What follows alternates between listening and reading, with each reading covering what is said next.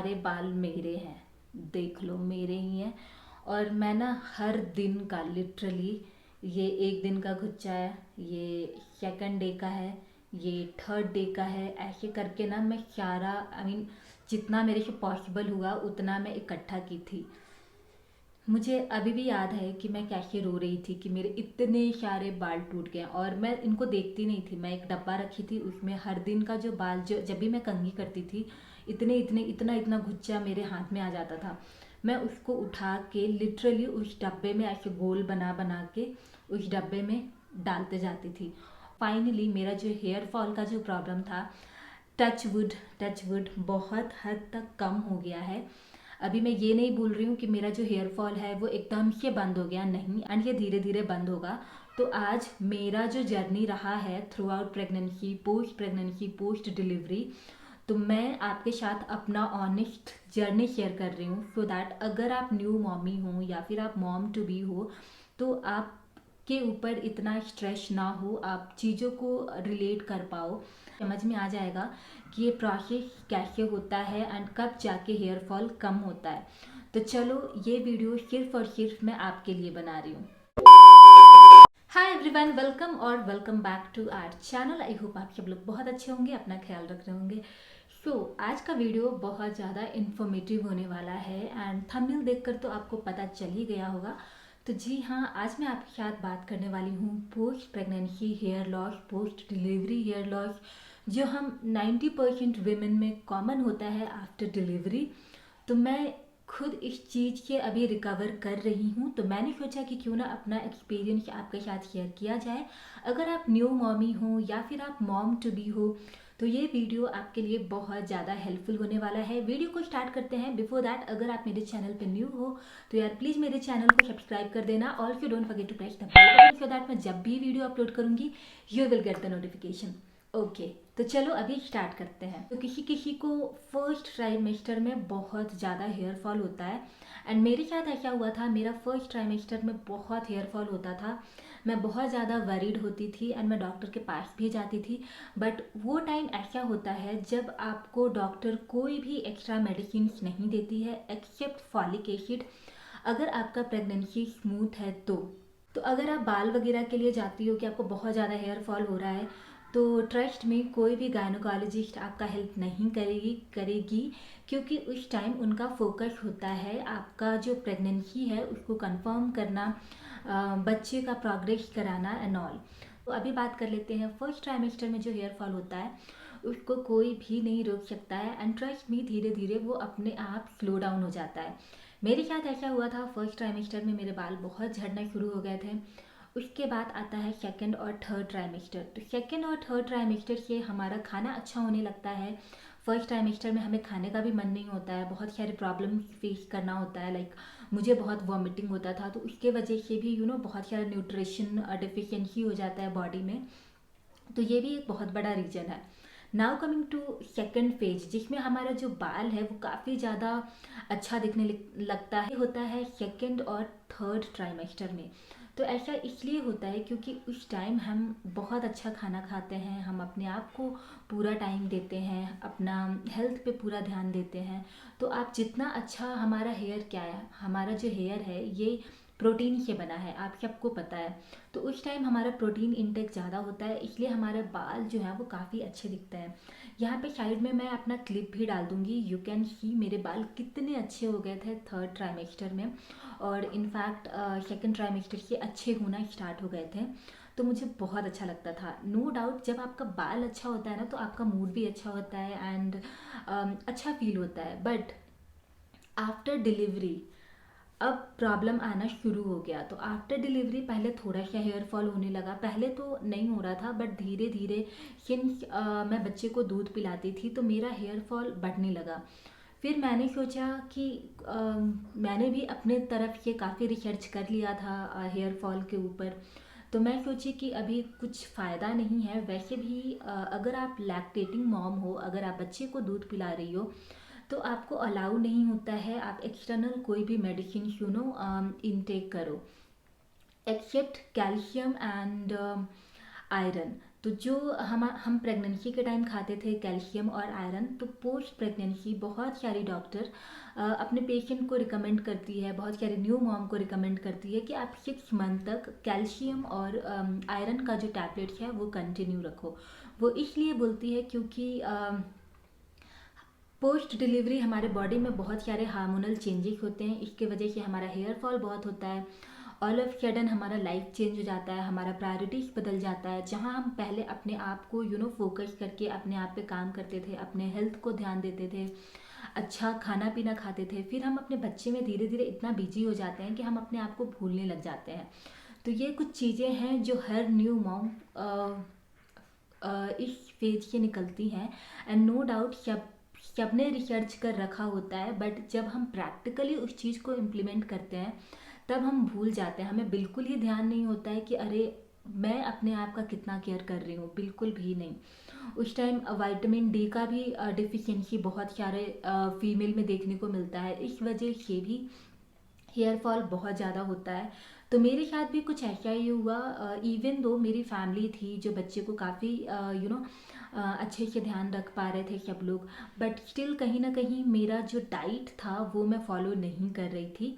तो मैं इस चीज़ से अग्री करती हूँ कि मैं अपना डाइट फॉलो नहीं कर रही थी, जो तो इसके वजह से हेयर फॉल हो रहा था। दूसरा, विटामिन डी का जो लेवल था वो काफ़ी ज़्यादा कम हो गया था, तो इसके वजह से भी होने लगा।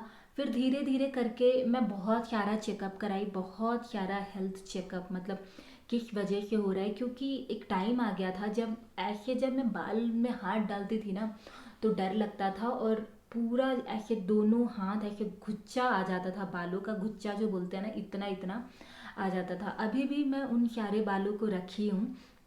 और मुझे ना काफ़ी ज़्यादा डिप्रेशन होने लगा धीरे धीरे करके।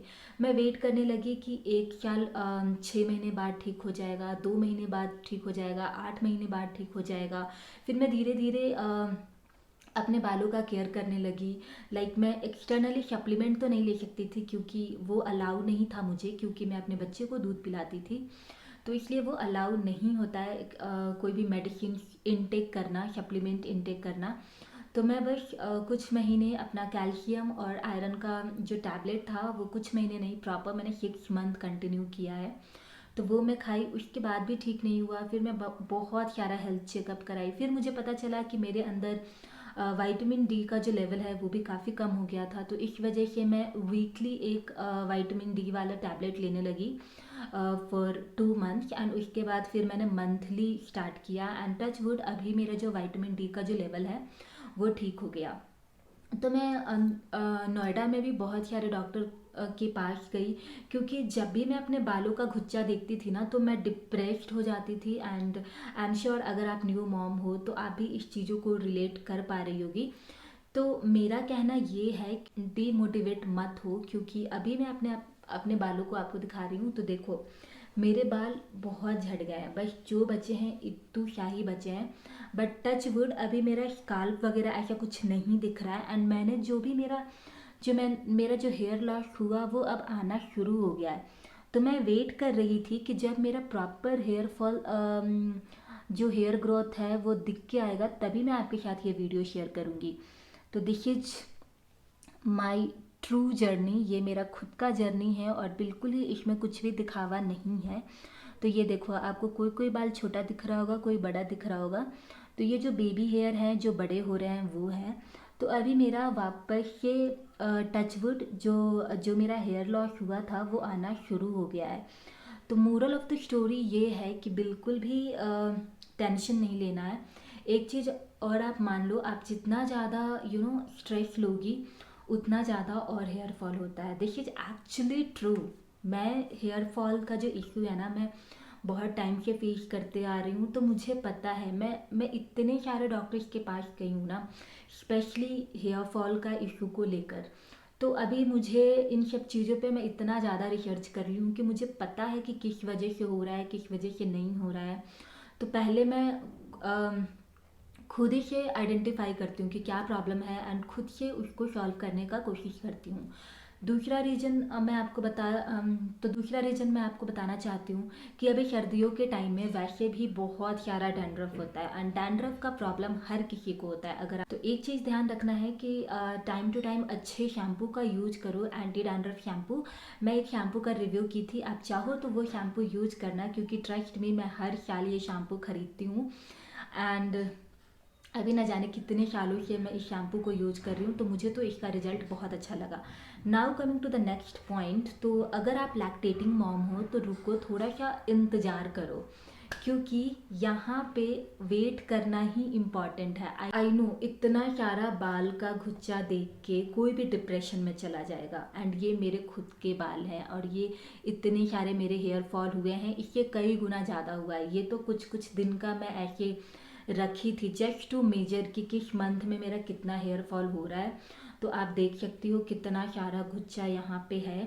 तो ये देख के ना बहुत डर लगता था मुझे एंड बहुत, तो मैं इसलिए रखती थी क्योंकि मैं मेजर कर रही थी कि अभी इस मंथ में इतना हो रहा है, नेक्स्ट मंथ में कितना कम हुआ, फिर इसके नेक्स्ट मंथ में कितना हुआ, सो दैट मुझे पता चले। क्योंकि ऐसा होता है ना कि पीछे का रिजल्ट हम भूलते जाते हैं। तो जस्ट फॉर मेजरमेंट कितना इस मंथ में मेरा हेयर ग्रोथ हो रहा है, इन सारी चीज़ों को कैलकुलेट करने के लिए जो भी मेरा हेयर फॉल होता था, जो गुच्छा जो निकलता था, जितना हो सके मैं उसको रखती थी। ओके, तो इसलिए मैं आपको बोलूँगी, और मेरा जो हेयर फॉल है ना, ये 6 महीना नहीं, 1 साल नहीं, पूरे 1.5 साल चला है। मतलब एक टाइम था जब मैं रोना शुरू कर दी थी कि अब मैं टकली हो जाऊंगी और मुझे मतलब मेरे बाल मेरे सर में बिल्कुल भी नहीं रहेंगे। और लिटरली मैं डॉक्टर के ऊपर भी ऐसे डाउट करना शुरू कर दी थी। मैं बहुत सारा डॉक्टर चेंज कर ली एंड मुझे किसी पे भी बिलीव नहीं होने लगा था। मुझे ऐसा लग रहा था कि ये लोग पैसा खा रहे हैं, अल्टीमेटली कुछ हो तो नहीं रहा है, और हर ट्रीटमेंट में मेरे इतने सारे पैसे जा रहे हैं। तो एक तो ये भी टेंशन होता है कि यार हम इतना इन्वेस्ट कर रहे हैं, इतना पैसा जा रहा है हर मंथली ट्रीटमेंट में। आपको मैं बता नहीं सकती हूँ मैंने कितने सारे सप्लीमेंट्स ट्राई किए हैं, मैं कितने सारे सीरम्स ट्राई की हूँ। मतलब जो भी आप इंटरनेट पे जो भी सर्च करो एंड यू कैन कंसीडर मी कि मैं वो ज़रूर ट्राई की होगी। मतलब अभी मैं इतना बोल सकती हूँ आपको, क्योंकि ये जो 1.5 साल का जो ड्यूरेशन होता है ना, ये काफ़ी लंबा होता है। इसमें मैं हर टाइम बस यही सोचती थी कि कैसे मेरा हेयर फॉल कम होगा, क्योंकि मेरा जो काम है, ऑफ कोर्स मैं फैशन ब्यूटी रिलेटेड कंटेंट बनाती हूँ, तो मुझे मेरा प्रेजेंटेबल दिखना भी इक्वली इम्पॉर्टेंट है।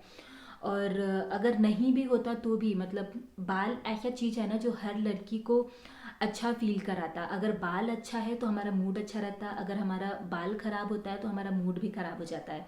इसीलिए हम बोलते हैं good hair day, bad hair day. तो यार 1.5 साल तक मैंने ये जो सिचुएशन है मैं इसको फेस की हूँ। कुछ टाइम मैं बहुत ज़्यादा डिमोटिवेट हो जाती थी, मैं लिटरली मैं बता नहीं सकती हूँ, मैं बहुत अपसेट हो जाती थी। बट कुछ अपने आप को ही मैं मोटिवेट करती थी, और मुझे कहीं ना कहीं लगता था कि यार हर चीज़ का इलाज है, ये भी एक दिन ज़रूर ठीक हो जाएगा। एंड अभी अभी का जो टचवुड, अभी भी मैं ये नहीं बोलूँगी कि एकदम से 100% मेरा बाल झड़ना रुक गया है, बट हाँ बहुत हद तक कम हो गया है। जैसे पहले इतना इतना गुच्छा आ जाता था ना हाथ में, अब वैसे नहीं आता। अब थोड़ा सा बाल आता है जो कि नॉर्मल है। बाल का टूटना, झड़ना, वापस आना, ये एक साइकिल होता है और वो रिपीट होते रहता है। तो इसके लिए मुझे बिल्कुल भी टेंशन नहीं होता है। तो मैं आपको भी सजेस्ट करूँगी कि आप थोड़ा सा चीज़ों को टाइम दो, टाइम लगेगा, फिर अपने आप सब कुछ ठीक हो जाएगा। अब मेरे केस में क्या हो रहा था कि मैं थोड़ा सा वरीड होती थी और मैं रिसर्च करती थी, मैं डॉक्टर्स के पास जाती थी और मैं बहुत सारे सप्लीमेंट ट्राई कर ली। बट मतलब कुछ मेडिसिन मुझे लगा कि मेरे ऊपर काम किया, कुछ मेडिसिन मुझे लगा कि मेरे ऊपर बिल्कुल काम नहीं किया। तो उन सारे पे भी मैं आपसे बात करूँगी, बट किसी दिन और किसी और वीडियो में। अभी के लिए मैं आपको सबसे पहले बोलना चाहूँगी कि आप इंतज़ार करो।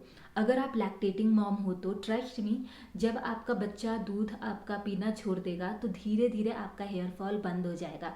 मेरे साथ तो ऐसा हुआ, ये मिरेकल, मतलब मुझे पता था कि ऐसा होगा। जब मेरा बच्चा दूध पीना बंद करेगा तो हेयर फॉल कम होगा, क्योंकि भी आप खा रही हो, जो भी आप पी रही हो, वो सारा बच्चे को ट्रांसफ़र हो रहा है। तो आपके बॉडी को जितना न्यूट्रिशन चाहिए वो नहीं मिल रहा है, जितना विटामिन्स चाहिए वो सारी चीज़ें नहीं मिल रहा है। तो इस वजह से, डेफिशिएंसी के वजह से हेयर फॉल होता है। तो जैसे ही आपका बच्चा आपका दूध पीना बंद कर देगा, उस टाइम से आप 2 मंथ काउंट कर लेना, 2 महीने बाद you will see the result. आपका हेल्थ भी अच्छा होगा, आपका स्किन भी अच्छा होगा, और आपका बाल भी धीरे धीरे झड़ना बहुत हद तक कम हो जाएगा। उसके बाद आप चाहो तो कोई सप्लीमेंट स्टार्ट कर सकती हो। तो मैं कुछ सप्लीमेंट जो मुझे काम आया है, जो मेरे पे काम किया है, कर रहा है, अभी भी मैं कंटिन्यू कर रही हूँ, तो वो मैं आपके साथ ज़रूर शेयर करूँगी। तो अभी के लिए आप अपना ख्याल रखो, अपने बच्चे का ख्याल रखो, क्योंकि motherhood it is not easy at all. अभी भी लाइक ये एक जर्नी है, और इस जर्नी में आपको अपने ऊपर भी ध्यान देना है, अपने बच्चे के ऊपर भी ध्यान देना है, एंड अगर आप वर्किंग मॉम हो तो आपको अपने काम पे भी ध्यान देना है। तो बहुत सारी चीज़ों को आपको साथ में लेकर चलना है। तो मैं आपको बस यही सजेस्ट करूँगी कि कभी भी डीमोटिवेट नहीं होना है किसी भी रीजन को लेके। लेट इट बी, अगर बाल का है तो बाल, चेहरा का है तो स्किन इशू है उससे रिलेटेड, आप आपका प्रायोरिटी ये होना चाहिए कि आपका बच्चा हेल्दी होना चाहिए, हैप्पी होना चाहिए, उसका ग्रोथ प्रॉपर हो रहा है नहीं हो रहा है, एंड ऑफ कोर्स आपको अपने आप पे भी ध्यान देना है। तो इन सब चीज़ों को थोड़ा सा टाइम लगता है, ये एक प्रोसेस है, एंड इस प्रोसेस से हर मॉम को निकलना होता है। तो अगर आप चाहोगे कि रातों रात सब कुछ ठीक हो जाए तो ये पॉसिबल नहीं है। ये मैं अपने एक्सपीरियंस से आपको बता रही हूँ। ये वीडियो मैं कब से बनाना चाह रही थी, बट मेरे पास बिल्कुल ही टाइम नहीं मिल पा रहा था, बिल्कुल ही मैं मैनेज नहीं कर पा रही थी। स्टिल बहुत मुश्किल होता है लंबे वीडियो आके यूट्यूब के लिए बनाना, क्योंकि अभी मैं वर्किंग भी हूँ, घर को भी देखना होता है, बच्चा को भी देखना होता है, तो इतना टाइम मैनेज नहीं कर पा रही हूँ। बट आज मैं ये वीडियो 2024 का ये पहला वीडियो है जो मैं इतना लंबा बोल के आपकी बात कर रही हूँ। तो बस मैं इसलिए बनाई हूँ क्योंकि मुझे ये मैसेज आपको देना है। मेरे पास बहुत सारी न्यू मॉमी का अभी मैसेजेस आ रहा है कि यार बहुत हेयर फॉल हो रहा है, बहुत हेयर फॉल हो रहा है, तेरा तूने क्या किया, तेरा हेयर फॉल तेरा भी हुआ था क्या। तो आई होप इन सारे क्वेश्चंस का आंसर आपको इस वीडियो में मिल गया होगा। तो जी हाँ, ये मेरे साथ भी हुआ था, मेरा भी बहुत हेयर फॉल हुआ था, एंड जितने अच्छे मेरे बाल आपको प्रेगनेंसी के टाइम दिख रहे थे, अभी देख लो कितने कम हो गए हैं। लिटरली बस इतू क्या ही बाल बचा है मेरा। एंड कभी कभी तो लगता है कि पूरा बाल ही काट दूँ, इतना ज़्यादा मैं फ्रस्ट्रेट हो जाती थी जब मेरा हेयर फॉल होता था। बट अभी ठीक है, आई एम ओके, लाइक धीरे धीरे सब कुछ ठीक हो जाएगा। तो बस इस होप को लेकर आगे बढ़ो। That's it for today. Video पसंद आए तो लाइक शेयर सब्सक्राइब जरूर करना। मिलते हैं नेक्स्ट वीडियो में। Till the time bye bye, take care, be safe.